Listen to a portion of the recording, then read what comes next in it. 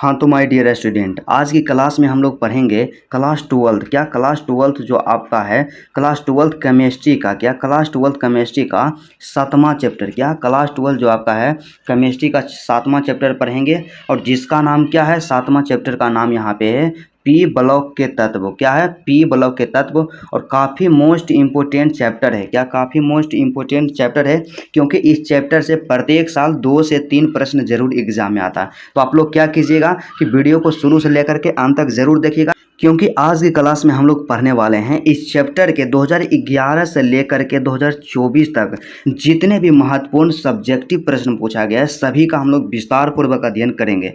तो चलिए आज का क्लास बिना टाइम का इन्वेस्ट किए हुए मेरे दोस्त स्टार्ट करते हैं। बस आपसे एक छोटा सा रिक्वेस्ट है, आप वीडियो को शुरू से लेकर के अंत तक जरूर देखिएगा। तो सबसे पहला प्रश्न यहाँ पे दिया गया है, काफ़ी मोस्ट इंपोर्टेंट प्रश्न है कि PS3 से NH3, क्या PS3 से NH3 का आबंध कोण जो है, क्या आबंध कोण यहाँ पे कर लीजिए, आबंध कोण बड़ा है क्यों? 2021 में क्वेश्चन पूछा गया था कि PS3 से NH3 का आबंध कोण बड़ा है क्यों, इसका क्या रीजन है, इसी को क्या करना है, आंसर इसका देना है। तो यहाँ से हम लोग लिखेंगे कि PS3 से NH3 का आबंध कोण बड़ा है। क्या है? कि PS3 से NH3 का जो आबंध कोण है वो बड़ा है, क्योंकि N मतलब कि नाइट्रोजन और P की तुलना में अधिक विद्युत ऋणात्मक है, और इसलिए PS3 में P द्वारा इलेक्ट्रॉनों के आकर्षण की तुलना में H के साथ मतलब हाइड्रोजन के साथ बंधन जोड़ी, क्या बंधन जोड़ी से इलेक्ट्रॉन को नाइट्रोजन अपनी ओर आकर्षित करते हैं। क्या करते हैं? नाइट्रोजन जो होते हैं अपनी ओर आकर्षित करते हैं। और पैराग्राफ चेंज करके लिखना है कि NH3 में इलेक्ट्रॉन नाइट्रोजन के निकट आते हैं और इसके कारण इलेक्ट्रॉन एक दूसरे को प्रतिकर्षित करने का प्रयास करते हैं। क्या करते हैं? कि इलेक्ट्रॉन जो होते हैं एक दूसरे को प्रतिकर्षित मतलब कि विकर्षित करने का प्रयास करते हैं। उसके बाद फिर क्या है कि इससे NH3 के बंध कोण में वृद्धि होता है। क्या होता है? कि इससे जो होता है NH3 के बंध कोण में वृद्धि होता है। उसके बाद अगला प्रश्न यहाँ पे जो दिया गया है 2 नंबर का प्रश्न है, काफ़ी मोस्ट इम्पोर्टेंट क्वेश्चन है। तो दूसरा क्वेश्चन क्या है, 2020 में पूछा गया था। क्या 2020 में पूछा गया था कि नाइट्रोजन के अणु कम क्रियाशील होते हैं क्यों? नाइट्रोजन के जो अणु होते हैं वे कम क्रियाशील होते हैं। इसका क्या करना है, आंसर देना है, मतलब रीज़न बताना है कि क्यों है, क्या कारण है कि नाइट्रोजन के अणु जो होते हैं कम क्रियाशील होते हैं। तो यहाँ से हम लोग उत्तर लिखेंगे।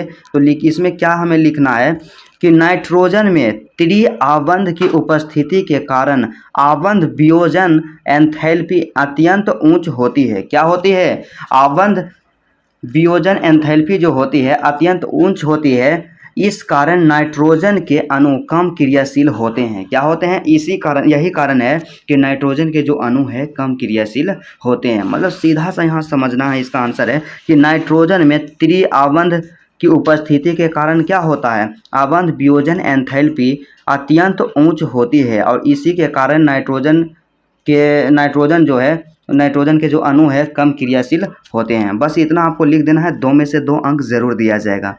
उसके बाद तीसरा क्वेश्चन यहाँ पे दिया गया है जो कि काफ़ी मोस्ट इम्पोर्टेंट प्रश्न है कि क्या होता है जब PCl5 को गर्म करते हैं, अभिक्रिया देना है। क्या करना है, यहाँ पे बताना है कि क्या होता है जब PCl5 को गर्म किया जाता है, और इसके लिए क्या करना है, अभिक्रिया देना है। तो इस काफ़ी मोस्ट इंपॉर्टेंट और पॉपुलर क्वेश्चन है। तो इसका आंसर सिंपल सा होगा कि PCl5 में 3 निरक्षीय तथा 2 अक्षीय बंध होते हैं। क्या होते हैं? कि PCl जो 5 होता है उसमें 3 गो निरक्षीय और 2 गो अक्षीय बंध होते हैं। चूँकि अक्षीय बंध जो होता है निरक्षीय बंधों से दुर्बल होते हैं, मतलब कमज़ोर होते हैं, इसीलिए जब PCl5 को गर्म किया जाता है, क्या किया जाता है, और यही कारण है कि जब PCl5 को गर्म किया जाता है तो कम अस्थाई मतलब कि अक्षीय बंध जो होता है जो कि कम अस्थाई होता है टूटकर PCl3 में बनते हैं। क्या?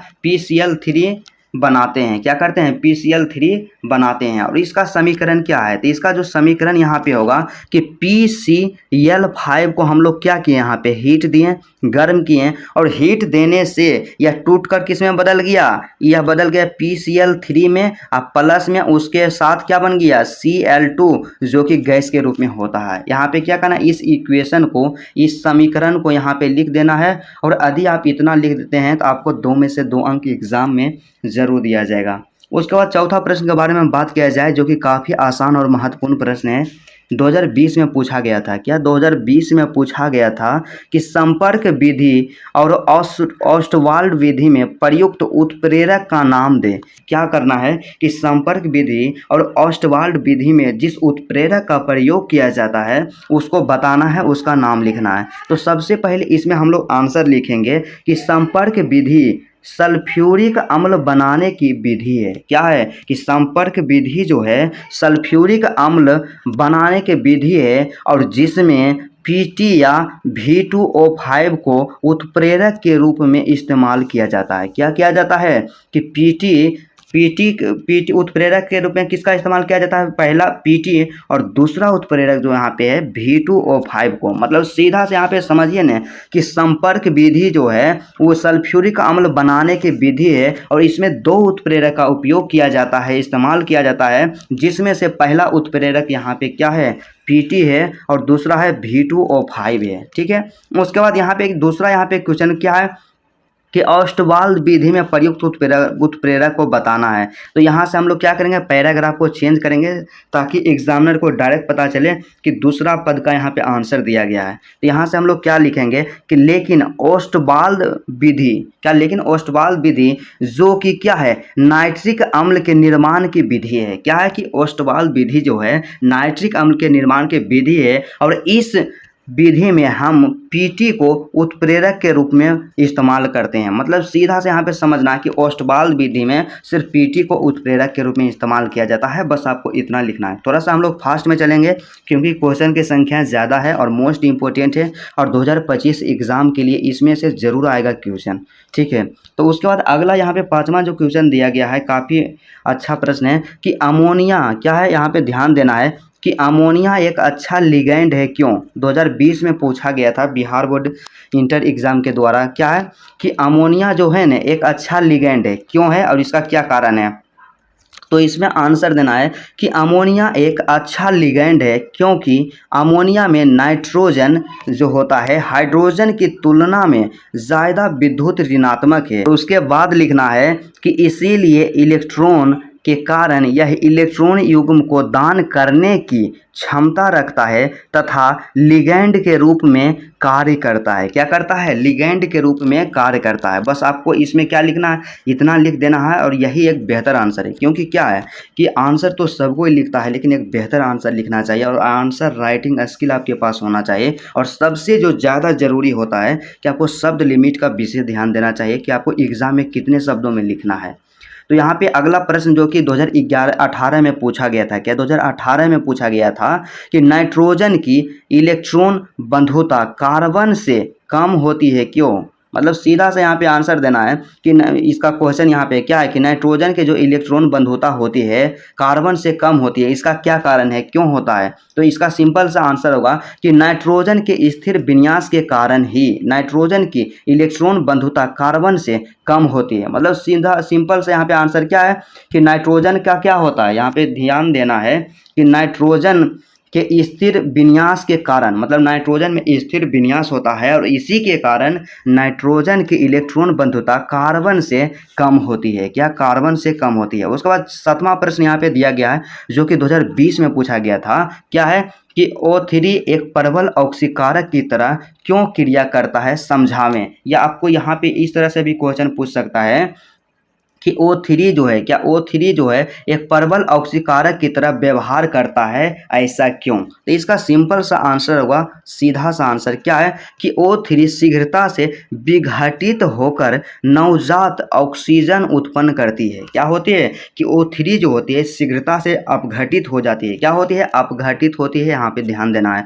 अपघटित होकर नवजात ऑक्सीजन का निर्माण करती है जो विभिन्न पदार्थों को ऑक्सीकृत कर देती है। क्या कर देती है, जो विभिन्न पदार्थों की ऑक्सीकृत कर देती है, अतः इसीलिए यह एक प्रबल ऑक्सीकारक की तरह क्रिया करती है। क्या करती है? इसीलिए यह प्रबल ऑक्सीकारक की तरह क्रिया करती है। उसके बाद 8वां प्रश्न जो 2014 में पूछा गया था, काफ़ी मोस्ट इंपोर्टेंट प्रश्न है 2025 के लिए। क्या है कि अम्लीय वर्षा से आप क्या समझते हैं? क्या अम्लीय वर्षा से आप क्या समझते हैं? इसको क्या करना है? समझाना है। तो इस तरह के प्रश्न में आपको आंसर लिखने का हम लोग स्किल हमेशा बताते हैं आपको। तो सबसे पहला यहाँ पे हेडिंग बना देना है अम्लीय वर्षा। तो अम्लीय वर्षा के बारे में लिखना है कि अम्लीय वर्षा है क्या। तो यहाँ पे लिखेंगे कि अम्लीय वर्षा का अभिप्राय है क्या? अम्लीय वर्षा का अभिप्राय है क्या है कि अम्लों का वर्षा के रूप में गिरना। क्या है? अम्लीय वर्षों का क्या अभिप्राय है? अम्लों का वर्षा के रूप में गिरना। यहाँ पे इसको थोड़ा सा काट देना, उसके बाद लिखना है अर्थात जब वर्षा के जल का पीएच मान, क्या अर्थात जब वर्षा के जल का पीएच मान 5.6 से कम हो जाता है तो वह अम्लीय वर्षा कहलाती है। मतलब सीधा से यहाँ पे समझना है कि जो वर्षा होती है और उसका पीएच मान जो होता है वह 5.6 से कम हो जाता है तो वो वर्षा को हम लोग अम्लीय वर्षा के नाम से जानते हैं। और अम्लीय वर्षा का जल जब नदी में प्रवाहित होता है तो नदी के जल का पीएच मान भी कम हो जाता है। क्या होता है? नदी के जल का पीएच मान भी कम हो जाता है। और ऐसी नदी में जिसमें कि अम्लीय वर्षा का जल जाता है उसमें समस्त जीवधारियों का रहना कठिन हो जाता है। क्या होता है? रहना कठिन हो जाता है। बस आपको इतना लिख देना है और इतना में 2 में से 2 अंक जरूर दिया जाएगा। उसके बाद अगला यहाँ पे प्रश्न 9वां दिया गया है जो कि काफ़ी मोस्ट इंपोर्टेंट प्रश्न है और 2025 एग्जाम के लिए भी। क्या है कि H2O तरल है। क्या है कि H2O तरल है, मतलब H2O द्रव है जबकि H2S गैस है। बतावें क्यों? मतलब सीधा सा बताना है कि H2O तरल है जबकि H2S गैस है। ऐसा इसका क्या कारण है? 2011 और 2012 में पूछा गया था। तो इसका सिंपल सा आंसर यहाँ पे होगा कि H2O में हाइड्रोजन अत्यधिक विद्युत ऋणात्मक तत्व के साथ संयोजित होता है और अंतर आणविक हाइड्रोजन बंध भी बनाता है। क्या करता है कि H2O जो होता है, यहाँ पे ध्यान देना है कि आपका क्या है यहाँ पे H2O। क्या H2O क्या हो करता है कि हाइड्रोजन, H2O में हाइड्रोजन जो यहाँ पे है इसमें क्या है कि हाइड्रोजन जो है अत्यधिक विद्युत ऋणात्मक तत्व के साथ संयोजित होता है। क्या होता है? संयोजित होता है और अंतर आणविक हाइड्रोजन बंध भी बनाता है। लेकिन यहाँ पे क्या है? लेकिन यस कम विद्युत ऋणात्मक है और H2S में क्या है? H2S में हाइड्रोजन बंध नहीं है। क्या है? H2S में हाइड्रोजन बंध नहीं है, अतः इसीलिए H2O एक तरल है जबकि H2S एक गैस है। बस आपको इतना लिख देना है और काफ़ी मोस्ट और पॉपुलर प्रश्न है। और जब आप लोग पी ब्लॉक के तत्व को पढ़े होंगे तो आप जहाँ भी पढ़े होंगे वहाँ से सर इसको जरूर हाईलाइट करवाए होंगे। तो यहाँ पे अगला प्रश्न 10वां प्रश्न यहाँ पे दिया गया है। क्या है कि ओजोन के विरंजक गुण को बतावें। 2022 में क्वेश्चन पूछा गया था कि ओजोन के विरंजक गुण को बताना है। तो यहाँ पे लिखना है कि ओजोन की विरंजन क्रिया इसकी ऑक्सीकरण शक्ति के कारण होती है। क्या होती है? कि ओजोन की जो विरंजन क्रिया है इसकी ऑक्सीकरण शक्ति के कारण होती है। ओजोन एक मजबूत विरंजन एजेंट के रूप में कार्य करता है। क्या करता है? ओजोन जो है एक मजबूत विरंजन एजेंट के रूप में कार्य करता है। ओजोन में ऑक्सीजन के साथ साथ नवजात ऑक्सीजन प्रदान करने की क्षमता होती है। क्या करता है? ओजोन ऑक्सीजन तो प्रदान करता है, उसके साथ ही साथ नवजात ऑक्सीजन भी प्रदान करता है। बस आपको इसमें इतना लिखना है। उसके बाद सबसे अंतिम प्रश्न दिया गया है और जो कि मोस्ट इम्पोर्टेंट प्रश्न है, क्योंकि क्या है कि 2021 में पूछा गया था और 2023 में भी पूछा गया था, इसलिए आपको इसको नज़रअंदाज कभी नहीं करना चाहिए। तो प्रश्न क्या कहता है कि उत्कृष्ट गैसों की परमाणु त्रिज्या तुलनात्मक रूप से बड़ी होती है क्यों? काफ़ी मोस्ट इम्पोर्टेंट और पॉपुलर क्वेश्चन है कि उत्कृष्ट गैसों की परमाणु त्रिज्या जो होती है तुलनात्मक रूप से बड़ी होती है क्यों? इसका क्या कारण है?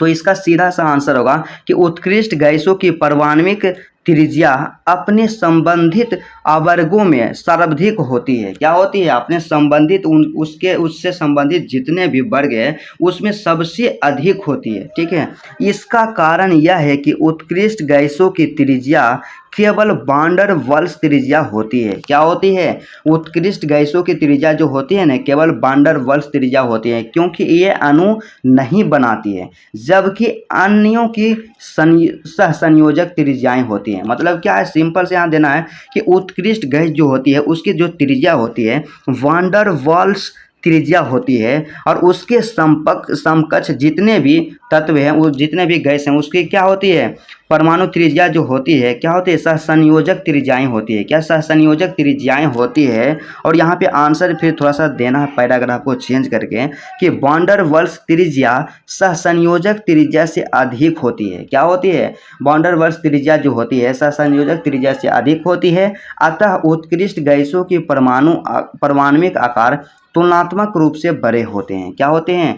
उत्कृष्ट गैसों की परमाणुविक आकार तुलनात्मक रूप से बड़े होते हैं। बस आपको इतना लिख देना है, और इतना में से दो अंक जरूर दिया जाएगा। तो चलिए हम लोग देख लिए हैं कि पी ब्लॉक के जितने भी लघु उत्तरीय प्रश्न था जो कि 2011 से लेकर के 2024 तक पूछा गया था, सभी का हम लोग विस्तार पूर्वक अध्ययन किए हैं। तो चलिए आज का क्लास यहीं तक रहता है, फिर आपसे मिलते हैं नेक्स्ट वीडियो में और नेक्स्ट चैप्टर के साथ।